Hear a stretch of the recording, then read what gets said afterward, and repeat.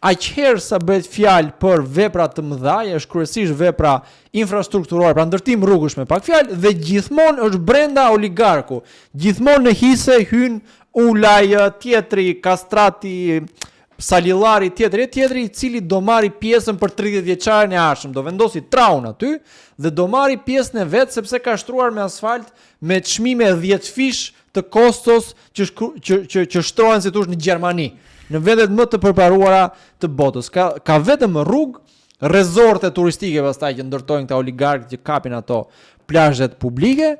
Dhe asnjë gjë tjetër, nuk është zgjidhur asnjë hall, pra, asnjë problem që kemi pasur deri më sot nuk mund të themi që nëpërmjet një investimi shtetëror është zgjidhur. Si thua investimet në shëndetësi. Jo, edhe këto me koncesione, ish ministri i shëndetësisë është në burg, do gjykohet për shpërdorim fondesh dhe të gjithë ta tani supozohet që i kanë bërë mbrapa shpinës së Edi Ramës që kanë ngrënë këto kumbullat edhe dardhat si thua të